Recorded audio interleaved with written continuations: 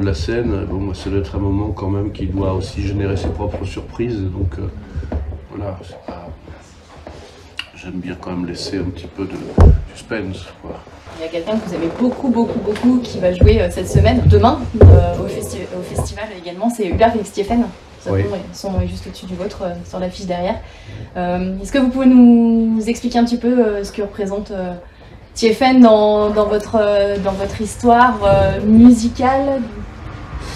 Il constitue un horizon qui était pour moi très enviable. Lorsque j'étais adolescent, que j'ai commencé à jouer de la musique, j'écoutais beaucoup sa musique. C'est tous ses premiers disques, enfin beaucoup, je veux dire une dizaine d'albums que je connais quand même, je pense, sinon par cœur, au moins, enfin même je pense qu'on peut dire que je les connais par cœur, de nombreux disques, de nombreuses chansons, y compris des lives, etc.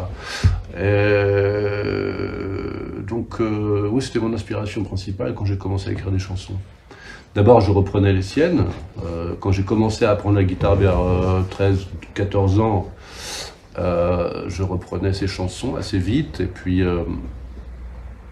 c'est quelqu'un qui... Enfin, c'est quelqu'un, je dirais pas c'est quelqu'un parce que je le connaisse pas, je le connais toujours pas d'ailleurs, mais l'artiste qu'il était, que je découvrais à travers seulement sa voix, ses musiques et les photographies, parce que c'est ça, on a l'impression des fois de connaître les gens, mais enfin, on les connaît pas. J'ai rencontré pour la première fois il y a quelques mois, à peine 4-5 mois, j'ai pu le saluer enfin, mais sinon je ne le connaissais pas. Non. Donc ce sont ses mots, sa façon de traverser aussi le paysage musical français, un peu comme un clandestin, comme ça, suivi quand même par un public qui l'adore.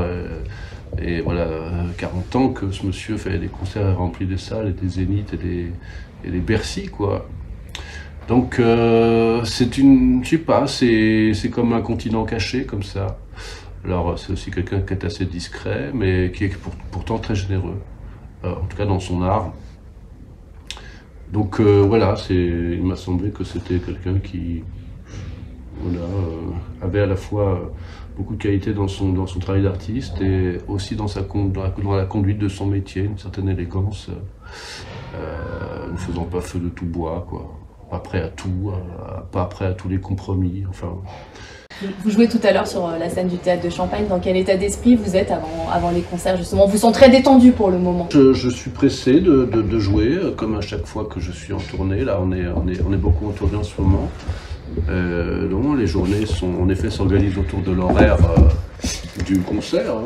Tout tend vers ce qui va se passer le soir. Donc, chaque heure a sa saveur particulière, et puis on s'approche en effet, et plus cette saveur se fait dense, quoi, et l'excitation monte.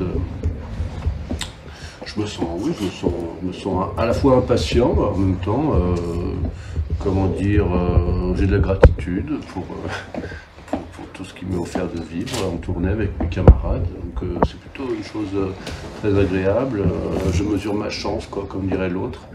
Et puis, mais je me pose pas des milliers de questions parce que le moment de la scène, bon, ça doit être un moment quand même qui doit aussi générer ses propres surprises. Donc voilà, j'aime bien quand même laisser un petit peu de suspense, quoi. Chaque soir justement, c'est différent. Votre 7e album, Tambour Vision, est-ce que vous pouvez nous décrire un petit peu votre univers, de quoi il parle? Un disque orange et noir.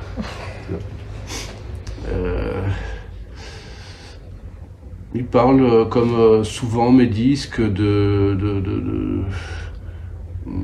sais pas, de personnages assez solitaires qui sont aux prises avec les contradictions du temps contemporain, une certaine solitude aussi, un certain frottement avec ce que c'est qu'un corps dans la cité, dans l'urbain, quoi. Ce sont parfois des prières, parfois des appels, parfois des sortes de plaisanteries ou de dénonciations avec un peu d'ironie. Ça peut être ça. C'est-à-dire que c'est aborde des fois des sujets qui sont à la fois trop grands pour être abordés par la chanson et qui pourtant sont dans la préoccupation de tout le monde, quoi. Tout est devenu très compliqué à aborder aujourd'hui. surtout dans la chanson, je trouve, parce qu'il y a toujours, on est toujours empêtré dans des contradictions. J'y échappe pas, mais il y a en moi quelqu'un d'assez naïf aussi. Non pas que je revendique une certaine naïveté, mais le fait est qu'il y a une part de naïveté quand même dans le fait de croire pouvoir donner la voix à ceux qui l'ont pas, quoi.